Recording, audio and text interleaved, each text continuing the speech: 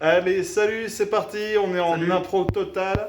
Voilà, vous voyez Stark, il est là, il est présent, ça me fait tellement plaisir réellement de te voir, ça fait super longtemps. Ça faisait très longtemps. Moi, vous me connaissez pas. Donc, on va refaire une petite partie d'Armada ici dans le salon, mais en mode Covid distancié quand même, histoire de. De toute façon, les tables elles font 90 de large, donc ça devrait passer. Qu'est-ce qu'on a en présence alors, Julien? Est-ce que tu peux nous présenter ta liste en deux, trois morceaux? Alors, on est avec Piet en amiral qui va Ouais. commander un petit Onager classique à 110 points. On a avec lui Riva Demen et type d'artilleur pour essayer de tabasser. On a un gladiator classique avec torpille à proton. Et Le on démolicheur a de série, le hein. fameux Victory 1 avec Arrow qui lui permet bien sûr de partir vite et de faire des bons virages. Pour un Victory, c'est génial. Un Raider très classique en Corvus avec rack externe. Et on a un petit Dark Vador planté dans son Gozanti qui va sacrifier peut-être d'officier pour des jets de dés complètement ratés que j'ai l'habitude Voilà. de faire. Alors, il y a quand même un truc qu'il faut que tu précises, c'est que sur tous les vaisseaux, il y a expert en artillerie pour relancer les dés noirs. Oui, effectivement. On comptera à la fin de la Indispensable. partie combien il y a réellement de phases intéressantes sur les dés noirs, puisque Julien est le seul mec qui peut relancer 4 dés noirs et faire moins de dégâts qu'avec son jet d'origine. Il est vrai, oui. Voilà. De l'autre côté, c'est la liste à 2 Starhawk avec Shara et Tico pour accompagner, les sempiternels même, un petit GA75 réseau de com, et 2 Starhawk tir traçant X69, l'un qui embarque Dodona et l'autre qui embarque un conseiller stratégique. Voilà, c'est les deux. Voilà, c'est les deux gros machins qui vont essayer de faire un petit peu mal, et je peux voir déjà mon adversaire qui transpire. Et là, on va jouer sur avant-poste contesté, le déploiement, enfin le rocher, la station est bien au centre de la zone. Les On va- Starhawks sont premiers Oh, joueurs. on va se déployer, les Starhawks sont premiers joueurs. On va se déployer, puis on viendra vous dire comment ça s'est passé par la suite. Voilà, donc le déploiement vient de se terminer avec le repositionnement du Corvus. On va être, je pense, sur un assaut assez frontal et sans subtilité aucune. On va voir. Premier tir du Starhawk Unity sur le Harrow qui est juste en face de lui. 3 dégâts, une précision. On en commence à entamer les boucliers. On est début de tour 2. Alors là, le Victoire s'est approché en tirant sur le flanc en tirant sur un Starhawk qui a redirigé. Et l'autre Starhawk, du coup, était à portée. 5 dégâts à nouveau dans l'avant. Ça fait mal. Donc 3 après redirection. Les gens du VSD commencent à se demander ce qui leur arrive. Et juste après le second tir du flanc, 3 dégâts à nouveau. Le Harrow n'a plus de bouclier. Ça va les mecs? Ça va ouais. bien là-dedans? Ouais, ça va, il fait chaud.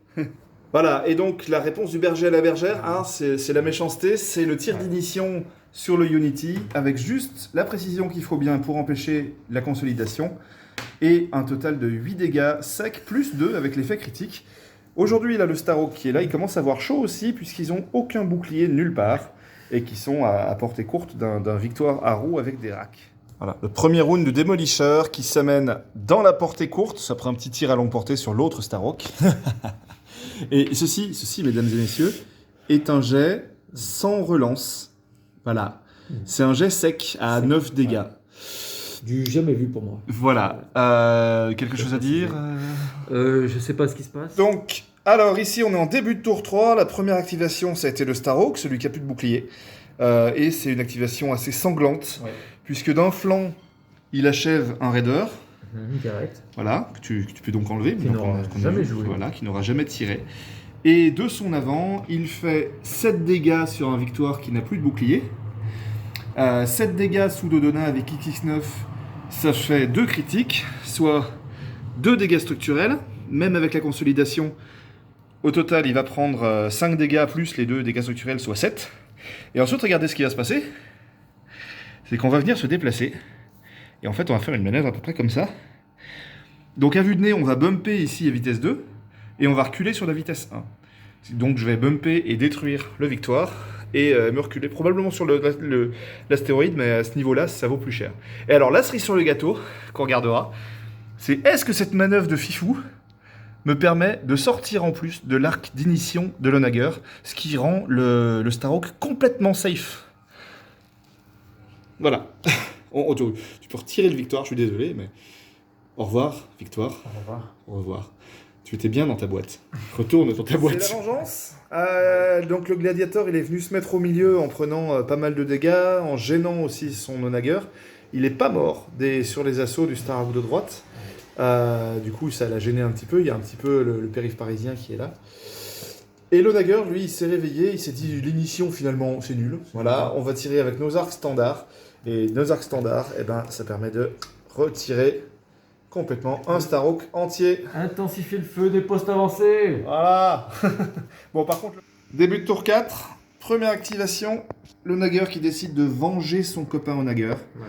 Avec un tir à 10 dégâts secs, pas de précision, hein, c'est violent mais c'est pas précis. C'est violent. Sur un avant de Nager. Voilà. Alors, on l'a pas dit, mais le flanc a pulvérisé le Gladiator en lui faisant une bordée de 5D dans l'arrière pour tirer le Gladiator. Voilà, ce qui laisse complètement le champ libre aux autres vaisseaux. Voilà, alors comment ça se déroule ? Voilà, on est à la première activation du tour 5 et qui va être le dernier tour a priori. Le Starhawk s'active, tire sur l'avant de l'Onagre. L'Onagre a beau utiliser tous ses pions de défense. Ça dégage de critique. Ça y va, ça y va. Voilà, une salve qui met un peu les boucliers à mal du Starhawk. Derrière, ce flanc de Starhawk achève l'Onagre. Et du coup, le Starhawk a toute latitude pour venir se poser judicieusement là où il faut, histoire de garder l'objet. Voilà. Il va se poser quelque part par là, sur la place, juste en frontal. Il va se prendre une attaque violente du Gozanti. Mais sur les 2 prochains tours, il marquera la station. Enfin, sauf qu'il n'y aura pas 2 prochains tours, puisqu'il ne reste plus qu'une flottille côté impérial, en fait. Alors, on s'est aperçu de quelque chose en relisant les règles à propos de l'initiation, qui est super important et qui, en fait, change complètement la donne pour le reste de la partie. Un vaisseau avec initiation, si son pion est en jeu, doit faire sa première attaque en initiation.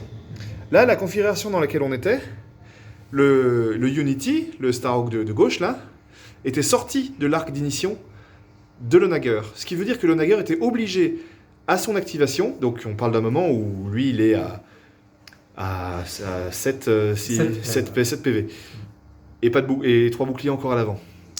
La première activation de l'Onager, c'est un tir d'initiation sur Dodonna. Ça fait mal à Dodonna, qui a Lando pour se protéger, mais qui était intact à cet instant-là. Et ensuite, effectivement, l'Onagre fait son arc avant sur le Unity. Là où ça change tout, c'est que dans la partie, le Starhawk, il a pris 2 tirs de l'Onagre et il est mort. Avec un seul tir, il lui restait 4 PEV. S'il lui reste 4 PEV, il survit jusqu'au tour 4, c'est lui qui s'active en premier. Donc c'est lui qui va tomber le Gladiator, qui va faire une première pilule sur l'avant de l'Onagre, et puis qui ensuite va joyeusement venir s'encastrer dessus, et qui va probablement mourir. Enfin, pas au bump, mais qui va faire des dégâts supplémentaires lourds. Ensuite, l'Onagre va s'activer parce qu'il n'y a plus que ça. Il va refaire une initiation sur Dodonna, ça va lui faire mal, c'est ce qui s'est passé. Ensuite, l'Onager retire le Starhawk.